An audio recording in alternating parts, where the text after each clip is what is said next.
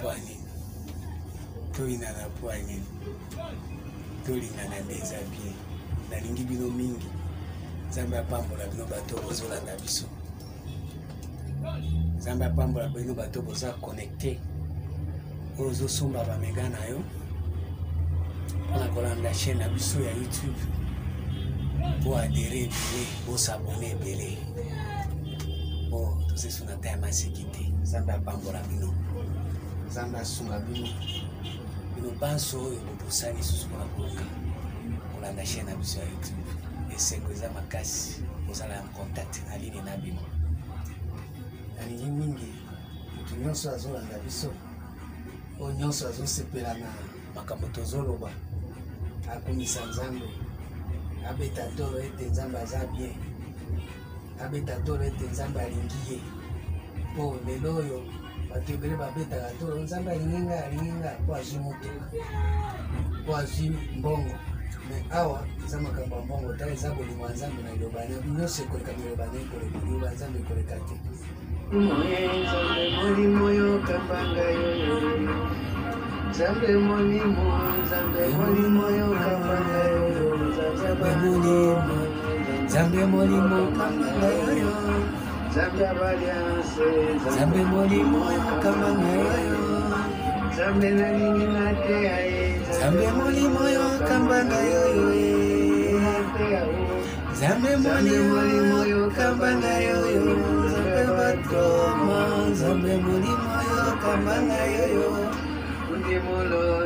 Nzambe molimo yokambanga yoyo, oyotango ya balungi, Nzambe molimo yokambanga yoyo, tango ya balungi, Nzambe molimo yokambanga yoyo, Nzambe batoma, Nzambe molimo yokambanga yoyo, mobundi abalianse, Nzambe molimo yokambanga yoyo, bakaba kwa kimotole, Nzambe molimo yokambanga yoyo, Nzambe molimo yokambanga yoyo, baki makolo ya Yesu, Nzambe molimo yokambanga, lokumu ezongela Yesu, Nzambe molimo yokambanga yoyo, oyotango ya balungi, Nzambe molimo yokambanga yoyo, Nzambe molimo yokambanga yoyo, Nzambe batoma, Nzambe molimo yokambanga yoyo, Nzambe baliase, Nzambe molimo yokambanga yoyo, yonde fungola ya lola, Nzambe molimo kambanga yoyo, fungola ngai lola, Nzambe molimo yokambanga yoyo, kwete na kota, Nzambe molimo yokambanga yoyo, tobeta masolo ya kati, Nzambe molimo yokambanga yoyo, kokangira na motema teo, Nzambe molimo kambanga yoyo, yonde mobali ya libala, Nzambe molimo yokambanga yoyo, angangina kota, Nzambe molimo yokambanga yoyo, tobeta masolo ya kati, Nzambe molimo yokambanga yoyo, bakaba kwa kimotole, Nzambe molimo yokambanga yoyo, bakaba kwa kimotole, Nzambe molimo yokambanga yoyo, babwagina makolo ya Yesu, Nzambe molimo yokambanga yoyo, babwagina makolo ya Kristo, Nzambe molimo yokambanga yoyo, lokumu ezongela yo masiya ye, Nzambe molimo yokambanga yoyo, ezongela Yesu, Nzambe molimo yokambanga yoyo,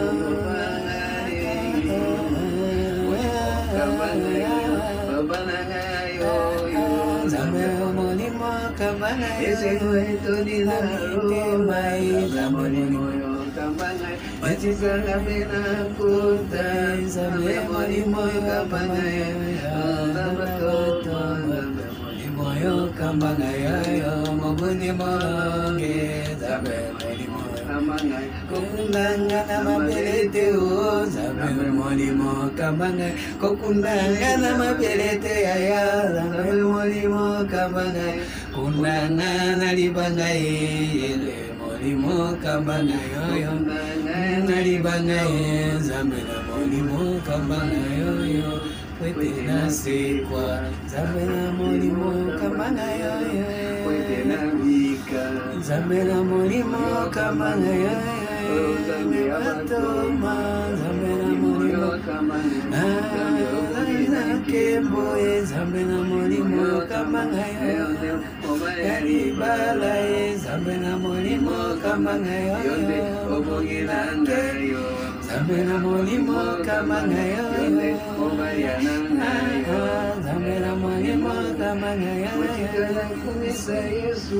Nzambe na molimo kama na yo Nzambe na molimo kama na yo Nzambe na molimo kama na yo Nzambe na molimo kama na yo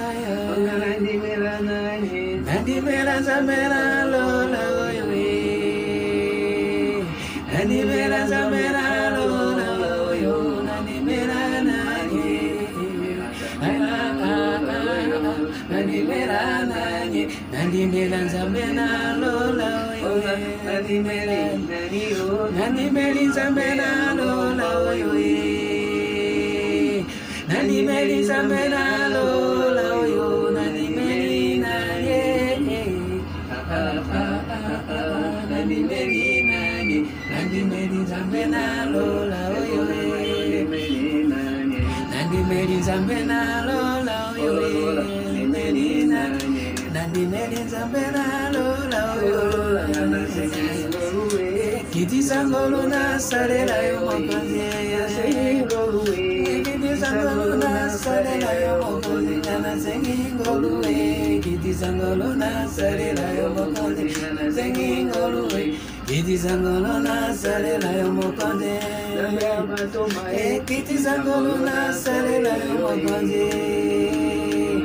Kiti sangolo na salela yo mokonzi Nana sengi Kiti sangolo na salela yo mokonzi Nana sengi ngoluwe Kiti sangolo na salela yo mokonzi Umama lelo Umama lelo libela Umama lelo yo Mama zabe Umama zabe Umama lelo libela Nzambe apambola bino banso bobo sepeli na nzembo oyo Nzambe amona bino bisika bizali bino Nzambe asunga bino Nzambe asunga bino vraiment apesa bino bolingo na ye se manifeste bolingo oyo eza bolingo eza na Bible so totangi na Bible na mukanda ya Apocalypse 11 so totangi mukanda ya Apocalypse 11 omona bolingo ezo manifeste na kati ya Bible toyoka monana Apocalypse 11 verset 14 na bosenga na bino bao bozolanda émission na biso osepela déjà pamba te Nzambe aza bien Apocalypse 11 verset 14 elobi boye nazotanga na kombo na Yesu Kristo. Le second malheur est passé. Voici le troisième malheur vient bientôt. Le second malheur est qui? Troisième malheur est bien. Oh, troisième malheur est bien. Ambaté troisième malheur est place aux autres dans le troisième testament. Aux autres la deuxième testament. Aux autres la premier testament. Mais il faut tambola. Jésus a dit, venez à moi vous tous qui êtes chargés et fatigués. Je vous donnerai le repos de vos âmes. Et il n'a pas sabé nos fardeaux. Fardeaux, on est allégé. Mais ça, troisième malheur, ils allégé. Les malheur, mais ils allégé. C'est-à-dire quoi? Ils ont vérifié ce qu'on a retrouvé dans le destin. Ils ont malheur. Pour ce qu'on a retrouvé destin, ils ont plus malheur. Oko tambola, pourquoi il y a plus de dans troisième testament, ils se retrouvé, ils se situé, ils fika aboké zéro. Ils ont malheur. Mais il faut troisième malheur, mais on se retrouver. On m'écoute, on m'imona, on m'yeba, on s'identifie pour saler la destin na yo.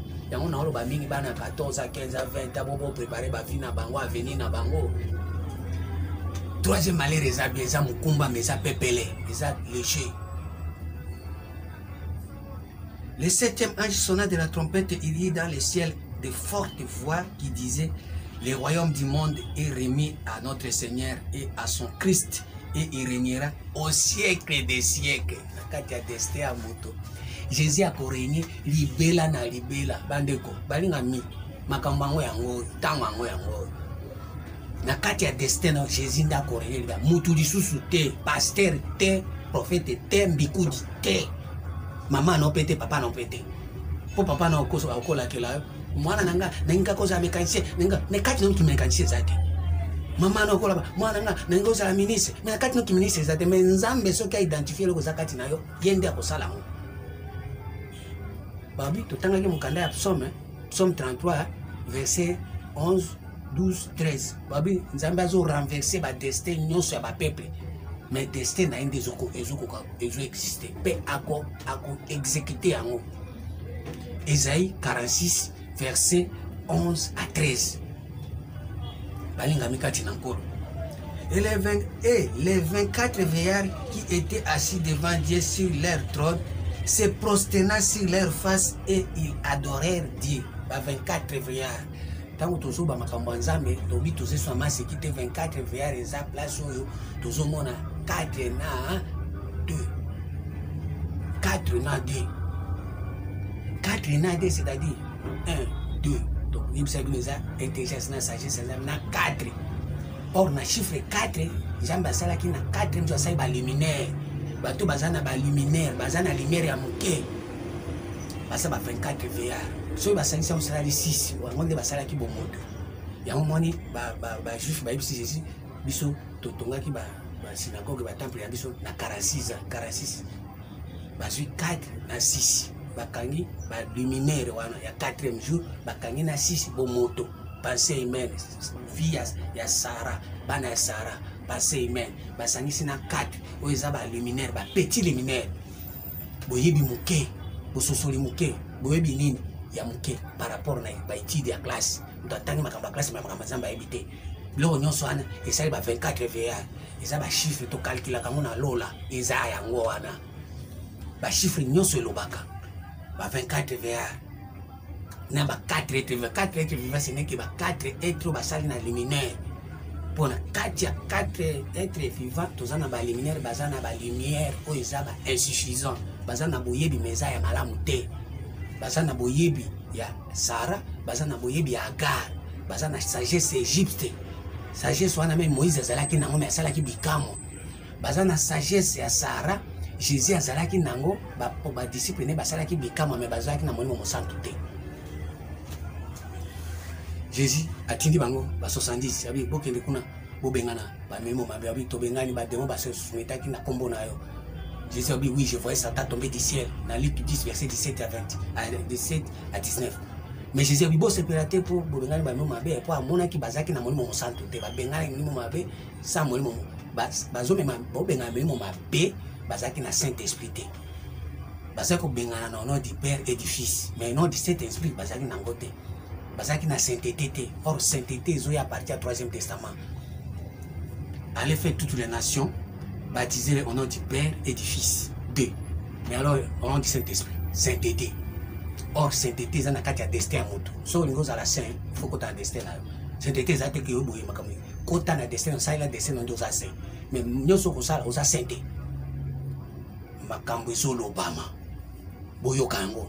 Sainteté, à un moment de Jésus, tant qu'on comme dans Matthieu 28, verset 18 à 19, ah oui, tout pouvoir m'a été donné dans les ciels et sur la terre. Dans les ciels, c'est la terre. Azur déjà ciel, aka azur ciel, 3e ciel, azur yango, azur terre. Kuna okute son nyon kate. Kuna okuta ba prophète était. Nyon se comme pouvoir ezongi pa Jésus. Nyon se zongi na boyebi. Or na kati ya boyebi nde okoki ko baptiser bato na Saint-Esprit. Na kati ya boyebi ya bososoli ya destin na yo, ya destiné na yo nde ko baptiser bato. Ah, Nzambe, na koka makambo aboy. Nanya kososola. Et les 24 vieillards qui étaient assis devant Dieu sur leur trône, 24 liboso bazali na trône. Mais tant que moni que Jésus a na boyebi et sosoli si bango koleka, babuga babumbami.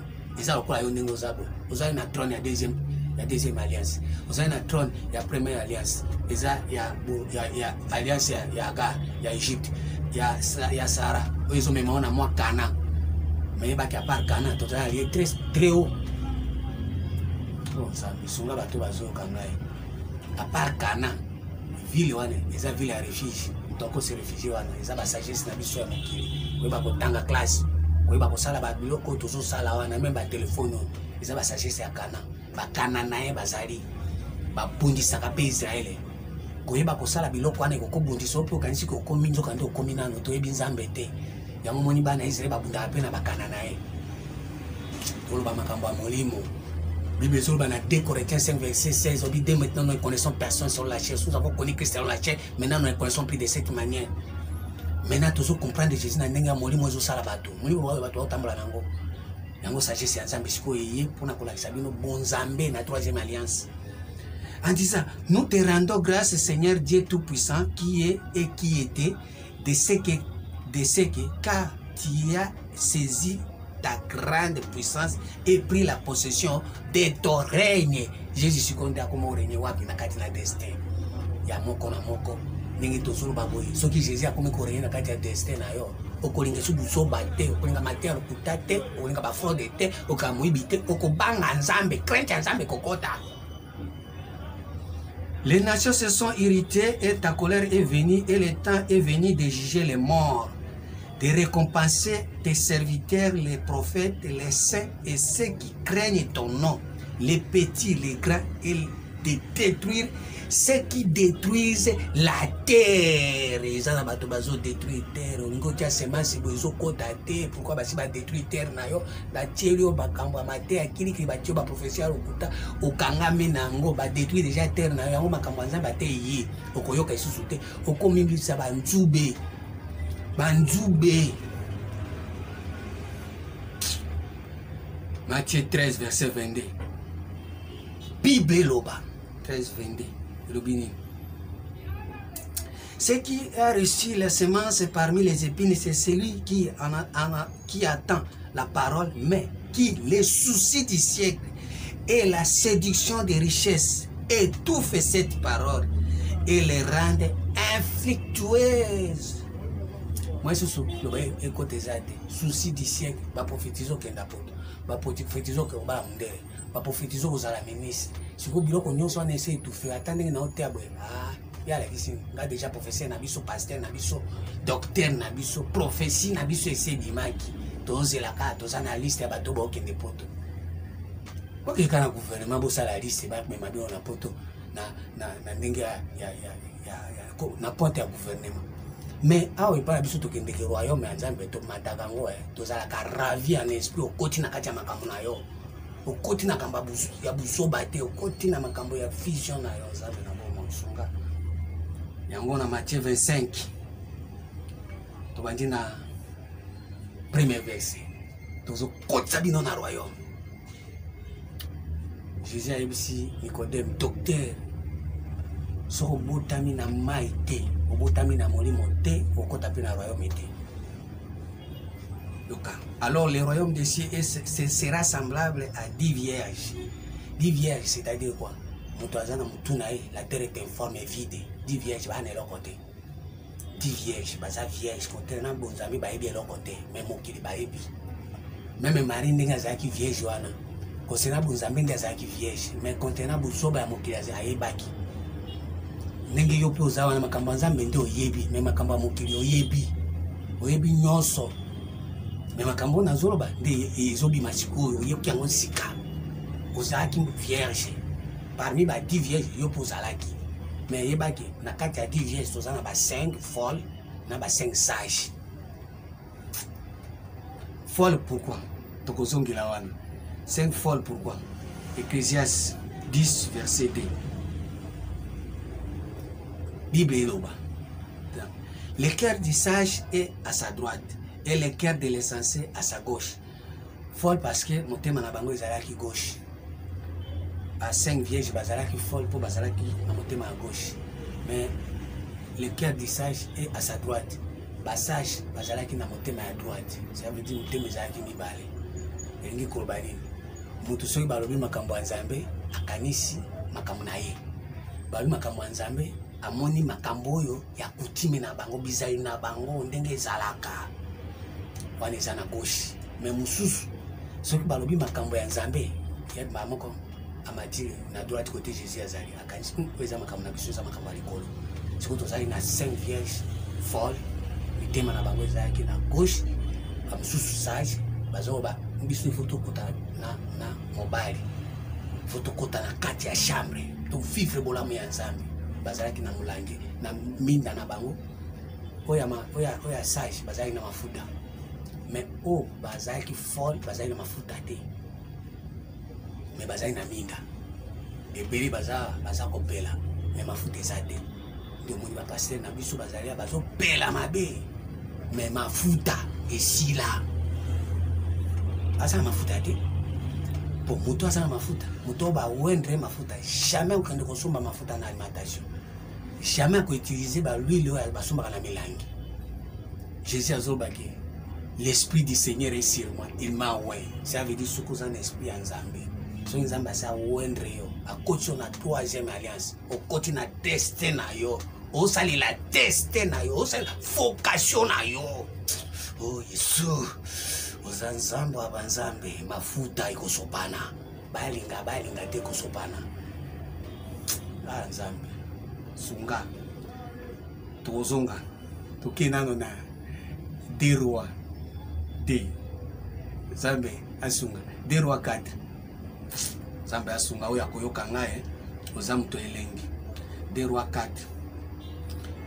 Une femme d'entre les femmes des fils des prophètes écrit à Élisée en disant: ton serviteur, mon mari, est mort, et tu sais que ton serviteur craignait l'Éternel. Or, le créancier est venu pour prendre mes 2 enfants et en faire ses esclaves.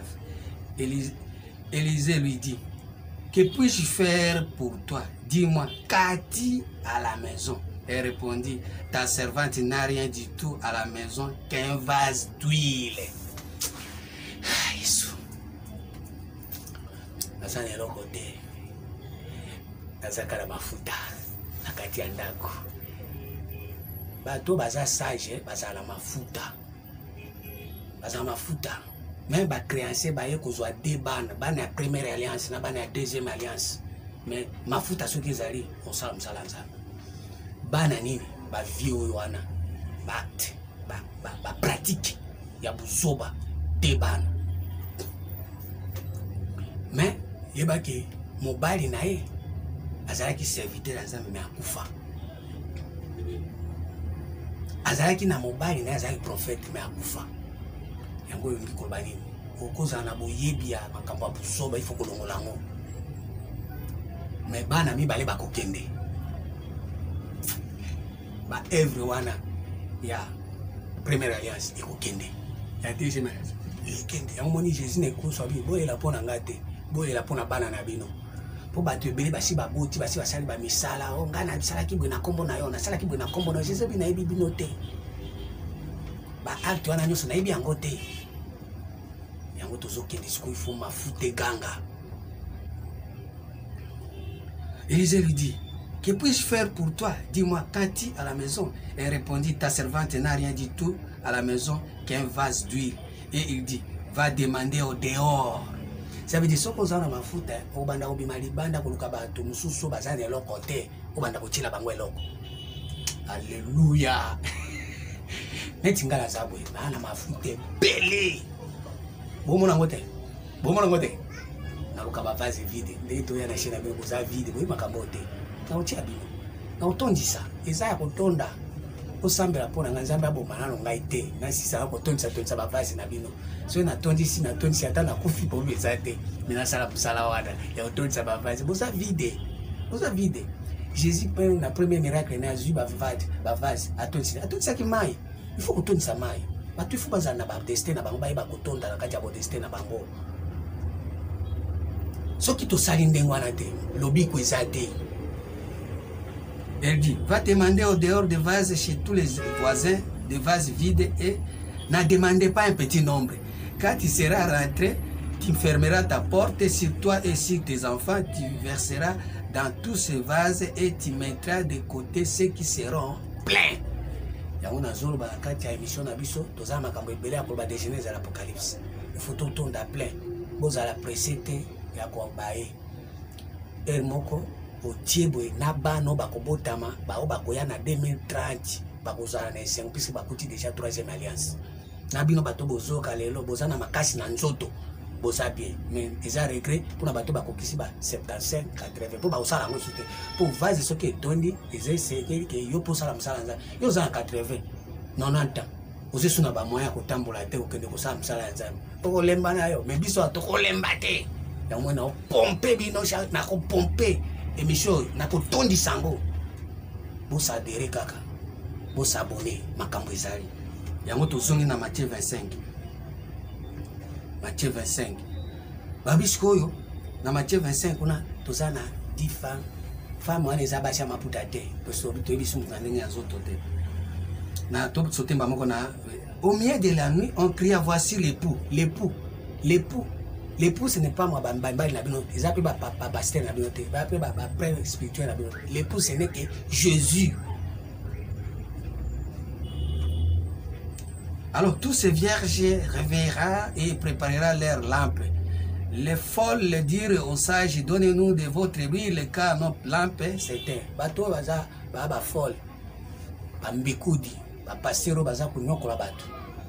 Ba pasteur ba ibe lokote, ba ibe kama kama mukiri. Siko ba koma ba banda kosakana na destin ya bato.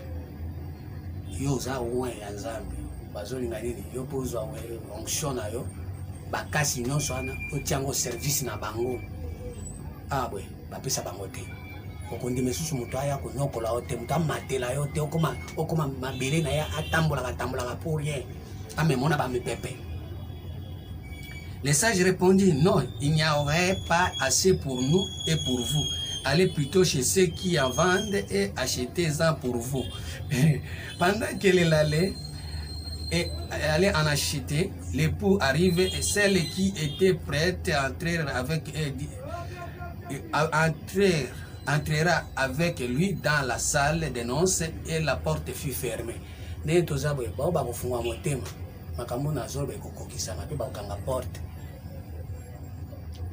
Yo mutozo négliger, yo mutozo minimiser, yo mutozo mona makambo pamba, mais ba ki ba mususu ba ko réussir makambo. Puisque tozo ko tsande époux na kati ya bomo ya moko na moko. Nzambe sunga bato bazolanda Esaïe 60 oya kuyoka makambo Esaïe 60 elobini pour l'amour de Sion, pour l'amour de Jérusalem. Natiki kuna nakeka na verset 4 on ne nommera plus ta terre délaissée, on est nommé on était na bana 3. Tu seras une couronne éclatante dans la main de l'Éternel, un turban royal dans la main de ton Dieu. On ne te nommera plus délaissé, on ne nommera plus ta terre désolation, mais on t'appellera mon plaisir en elle et on appellera ta terre épouse. Car l'Éternel met son plaisir en toi et ta terre aura un époux. Wana Esaïe 62 verset. Mabele na yo kozana mobali. Nzambe. Bosekimi, bosakani mingi na makambo Nzambe. Bosakani mingi, bosali masekimi. Esaïe 54 verset 5. Car ton créateur est ton époux, l'Éternel des armées est son nom, et ton rédacteur est le Saint d'Israël. Il se nomme Dieu de toute la terre. Ça veut dire mabele na mobimba. Omi kabino e panzambe. Omi pesi me panzambe. Omi boaki me panzambe. Mabele na yo mobimba. Ça veut dire mabele babwa ki semence e bimisi. Mabele babwa ki semence e bimisi. Esaïe 55. Verset Esaïe 55. Verset 10. Et le Bible. Non. Comme la pluie et la neige descendent dans les cieux et ne retournent pas sans avoir arrosé, fécondé la terre et fait germer la plante, sans avoir donné de la semence au semeur et du pain à celui qui mange, ainsi la nature de ma parole qui sort de ma bouche, elle ne te retourne pas à moi sans avoir exécuté ma volonté et accompli mes desseins.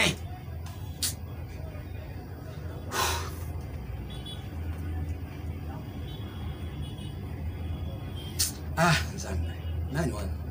Nani akoka makambo? Nani okoza la série na makambo? Naya okiko mikoti ça vivre makambo. 2 Thessaloniciens 1 verset 10. 2 Thessaloniciens 1 verset 10. Lorsqu'il viendra pour être ces jours-là glorifié dans ses saints et admirable dans tous ceux qui auront crié, car notre témoignage auprès de vous a été écrit. C'est pourquoi aussi nous prions continuellement pour vous, afin que notre Dieu vous juge digne de la vocation qu'il accomplisse par sa puissance et tous les de ses bienveillances et de sa bonté à l'œuvre de votre foi,